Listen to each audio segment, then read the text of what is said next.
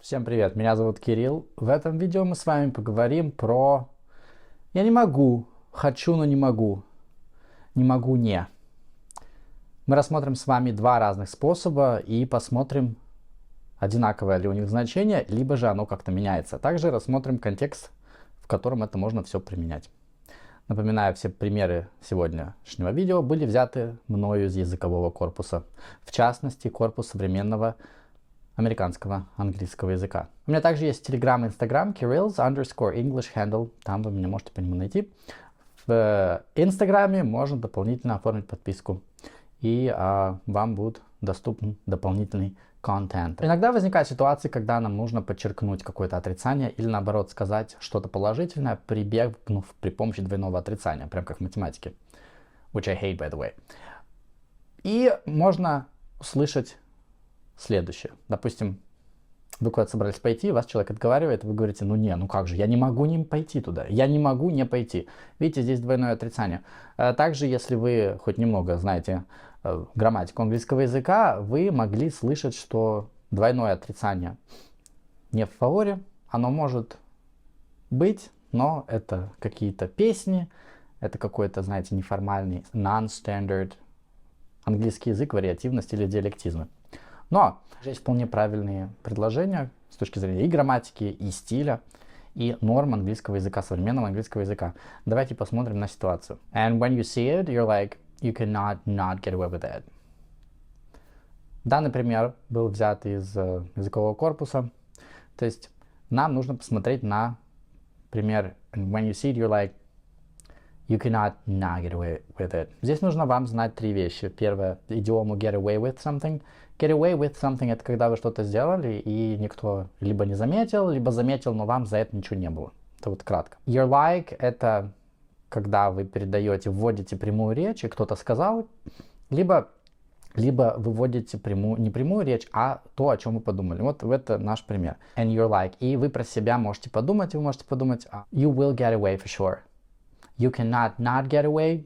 It's almost impossible. You will get away for sure. То есть 100% вы, так сказать, сухим из воды выйдете, или там как что подходит по переводу, это уже нужно смотреть. You will get away. You cannot not do it, meaning that you will. Не может быть так, что у вас этого не получится. Либо такой пример. You cannot not do it. You cannot not do it. Вы можете, кстати, you cannot, я сейчас cannot произношу с эмфазой, то есть я выделяю, поэтому я разделяю слово can, not, not. Вы можете сократить первое слово, сказать you cannot do it. You can not do it. Но обычно, так как мы прибегаем к помощи двойного отрицания, чтобы сделать какое-то выделение, make it sound emphatic, собственно, имеет место разделить их на разные слова и сказать двойное отрицание два раза. То есть you can not do it, or I cannot not do it. Но я не могу не сделать этого. Я просто обязан, я должен это сделать. What the hell, you cannot not celebrate? Обратите внимание, я сейчас специально утрирую, очень часто в речи вы интонацией можете ставить логическое интонационное ударение word stress на то слово, которое выделяет. Например, you cannot not celebrate. Cannot not celebrate. Слышите, второе not я выделяю, потому что это тема высказывания, это то, на что я хочу, чтобы мой собеседник обратил внимание. Здесь вы просто удивляетесь, а есть ли что-нибудь, что человек не отмечает? Может быть, он отмечает все. И Пасху, и Новый год, и День граненого стакана. Ну, то есть каждый день у него праздник. That's a vibe, by the way. You cannot not play the game, you can only play badly. Вы не можете не играть. То есть обязательно вам нужно поучаствовать. Вы можете плохо сыграть, но вот не играть, это даже не обсуждается. Такой опции нет. То есть плохо играете, как говорится, ваши половые трудности. Но вот чтобы не играть, тут не прокатит. Каждый человек играет. That's the rule. You cannot not see it. Это предложение можно перефразировать, сказать everybody sees it. Well, unless you're blind or you just choose not to see it. You cannot not see it. It's obvious. It's right there. И здесь речь может идти про очевидные, явные вещи, которые какие-то физические. You can literally see them or some abstract thing. Что-то абстрактное какое-то понятие. Окей. Это двойное отрицание с can, с ним все понятно. Есть еще похожая фраза, идиоматичное выражение, там с ним не все так явно очевидно, есть свои pitfalls. Если вы смотрите мои видео постоянно, вы знаете, что pitfalls это, правильно, подводные underwater stones, подводные камни. Окей. Идиома can't help. После can't help у вас может идти герундий, глагол ing, то бишь, либо вы можете использовать другую форму, там, когда говорят can not help but, и глагол в словарной форме, base form, так называемый. О чем я говорю? Давайте посмотрим на пример. I can't help it. Вот это идиома. I can't help it. What does it mean? It means that you don't want to do something because you know that it is bad or it is harmful or it's inappropriate, but there's nothing you can do about it. You still do it. Вот так кратенько и по существу, как говорится. То есть хочу, но не могу. То есть у меня на аватарке написано к этому видео, да, хочу, но не могу. Кто-то подумает, что это про эректильную дисфункцию речь будет идти, но у нас все по грамматику, поэтому get your head out of the gutter. Итак, я бы с радостью, но не могу, прям вот не получается у меня не делать этого. Оно само. То есть, видите, да, то есть как бы разница похожа, если с русского языка только приходить, да? Но на самом деле смысл другой. Вооружившись корпусом английского языка, языковым корпусом, я решил выяснить самые частые 3 глагола в герундиальной форме, которые используются после фразы cannot help. Первый глагол это глагол think. I can't help thinking. I can't help thinking означает, что это для вас как маниакальная идея. Вы бы рады бы выкинуть это из головы, но оно постоянно к вам возвращается. И в русском языке мы часто в такой ситуации говорим, что мне не дает покоя, или я постоянно думаю о. I can't help thinking about something.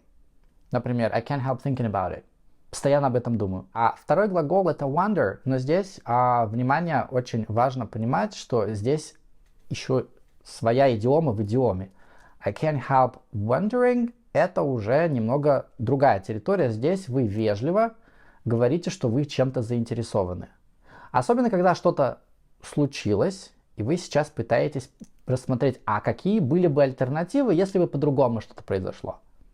I can't help wondering if, or I can't help wondering, и дальше будет у вас предложение начинаться what if, а что если вдруг, и вы дальше размышляете.